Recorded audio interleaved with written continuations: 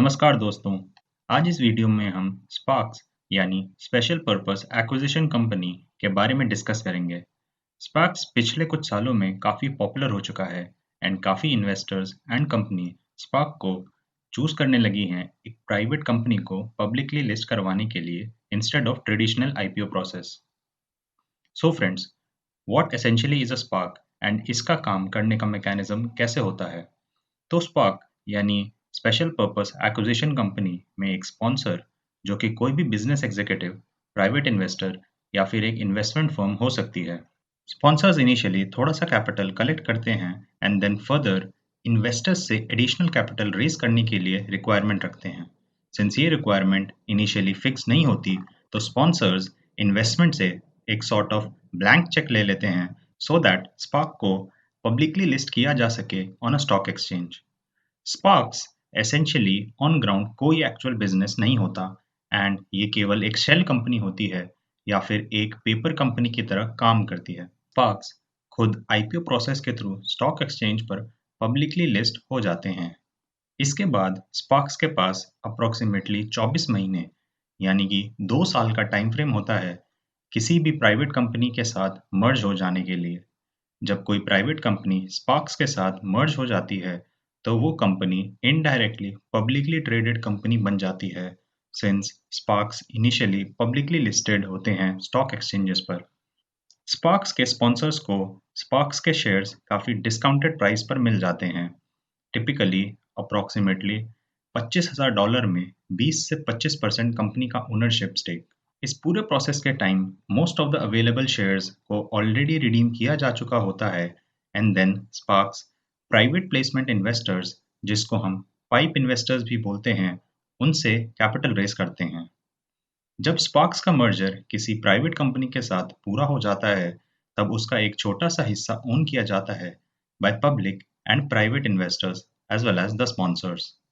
तो चलिए अब हम डिस्कस करते हैं कि स्पार्क्स इतने पॉपुलर क्यों हैं। तो friends, most of the SPACs investment उनके स्पॉन्सर्स से आता है। इन्वेस्टर स्पार्क्स के यूनिट्स बाय करते हैं along with some additional clauses जैसे कि राइट्स एंड वारंट्स। अगर एक सिनेरियो ऐसा आ जाए जब स्पार्क्स के स्पॉन्सर्स कैश आउट कर लें किसी टारगेट कंपनी के मर्जर से पहले, तब भी वो राइट्स एंड वारंट्स को फ्री में होल्ड कर सकते हैं। इसका मतलब ये है कि स्पॉन्सर्स अपने सारे शेयर्स टारगेट कंपनी के एक्वायर होने से पहले बेच सकते हैं एंड फिर भी कुछ ओनरशिप स्टेक रख सकते हैं एसेंशियली फॉर फ्री। ये काफ़ी अच्छी डील हो जाती है फॉर स्पॉन्सर्स एंड इन्वेस्टर्स, क्योंकि उनको ईजिली 20 से 25% कंपनी का ownership stake essentially zero cost पर मिल जाता है, अगर ये स्पार्क का टारगेट कंपनी के मर्जर होने से पहले अपने शेयर्स को बेच दे तो। इसको sponsors as a fee justify कर देते हैं। स्पार्क्स आईपीओ प्रोसेस से चीपर इसलिए भी बोला जाता है क्योंकि वो एक पॉप अवॉइड करते हैं, जो कि तब होता है जब शेयर्स अपने लिस्टिंग प्राइस के अबव क्लोज हुआ हो।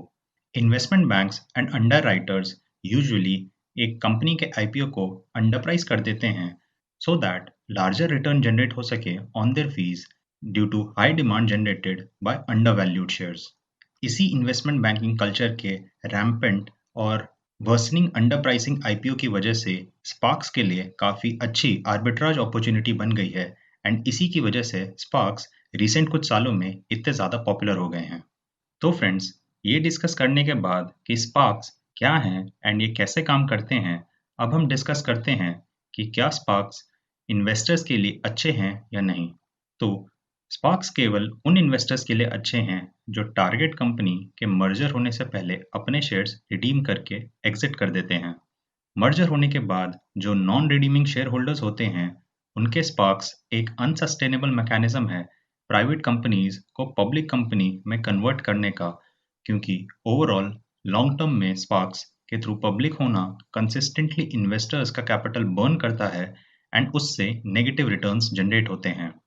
स्पार्क्स का स्ट्रक्चर एक काफ़ी फ्लॉड स्ट्रक्चर है बिकॉज जो शेयर्स ऑफ इन्वेस्टर्स होते हैं आफ्टर द मर्जर, वो काफ़ी ज़्यादा डाइल्यूटेड हो जाते हैं because of mechanism such as rights and warrants, जो कि हमने पिछले सेक्शन में डिस्कस किया था। एसेंशियली इन्वेस्टर्स जो मर्जर के बाद कंपनी में रह जाते हैं, वो एडिशनल कॉस्ट बियर करते हैं स्पॉन्सर्स के कैपिटल गेन्स का। Hence sparks do have a cost.